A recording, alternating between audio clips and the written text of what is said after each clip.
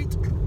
I just want to make this short video to say that I understand why some people react the way they do, why they overreact to criticism when it comes from someone like me. Danny G overreacted. Blot overreacted. Billy Moore overreacted. Why do they overreact? Why do I get these reactions? Well, it's simple. It's because they see the criticisms as an attack on their character. They see it as an attack. And, you know, in some cases, they might be right. Like the Billy Moore thing, I was kind of deliberately trying to get a reaction. But with the other stuff, with the bigotry of Blot and the conspiracy theories of Danny G, the criticism coming from me wasn't an attack on their characters. I actually like their characters. Yeah? I liked Danny G. I liked Blot. I didn't want to make them feel, you know, what's the word I'm looking for? I didn't want to demean them as personalities, as people. I didn't want to bring them down. I didn't want to undermine them, you know. I didn't want to.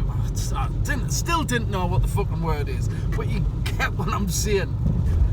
I didn't want them to feel bad about themselves. I wanted them to think about the ideas that they held, because that's what I was criticizing. It wasn't them personally. I never attacked their characters and left them with just a simple personal attack. I always explained what was beneath their personalities, what was driving their ideas, what was making them see it and think the things they did. I always explained that, so that it wasn't just an attack or a criticism. It was an explanation. It was an education. If they wanted to take it on board, it was an education. It was meant to benefit them. It was meant to make them better. It was meant to heighten their awareness, their understanding of the world and themselves. It was meant to increase their awareness and develop their consciousness. It was never just a simple personal attack. I'm not into that shit. What is the point? That just makes people feel shit and makes me look good. I'm not into that. I always explain. I always tell people, it's not you that I'm having a pop at. It's the ideas that's in your head. And this is why they're in your head. I tell them, I explain it. I explain where the ideas come from the ruling class, from the dominant ideology in society. I explain it. But was fucking waste of time, wasn't it? Waste of time. They just took it as a personal attack. They just took it as me having a go at their character. I wasn't doing that. I was never doing that. But they took it that way. Why? Well, conservatism. That's another aspect of the ideology that's got a grip of them, I'm afraid. It's conservative egotism.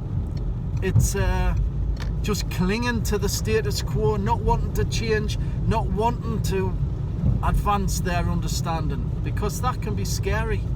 It can be fucking scary taking on new ideas, radical ideas from the left, when all you've ever known is conservative ideology. Whether you're aware of it shaping you as a person or not, doesn't matter. It's still shaped you as a person. So, you know, transcending that and becoming left-wing can be scary. It was for me. It is for anyone that goes through it. It's like being reborn in some ways. But yeah, I always explained. I always tried to stay on their good side. I always tried to remain friendly with them.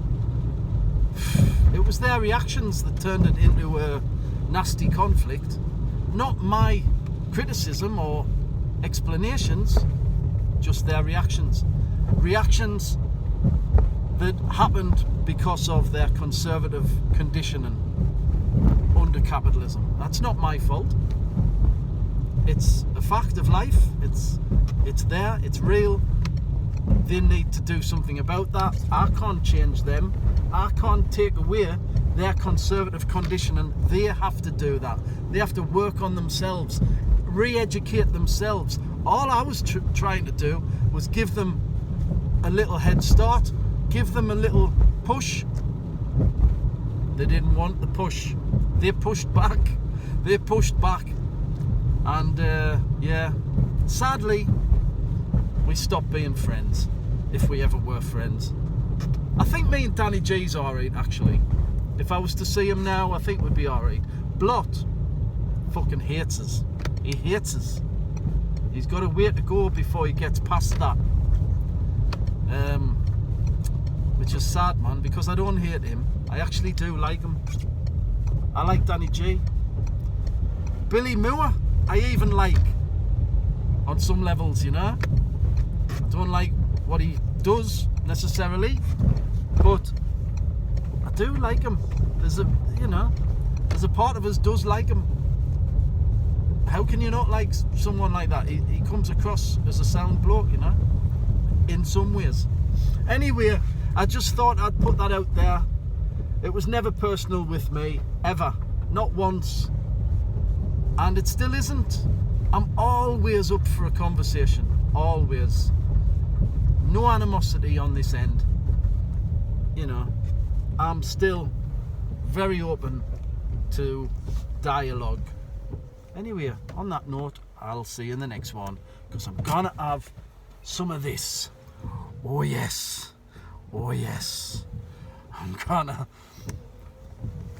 gonna make my alienation, my capitalist alienation, go away for a couple of hours. Then I'll face it all again tomorrow. Good night. Solidarity as always. Fuck Reform UK.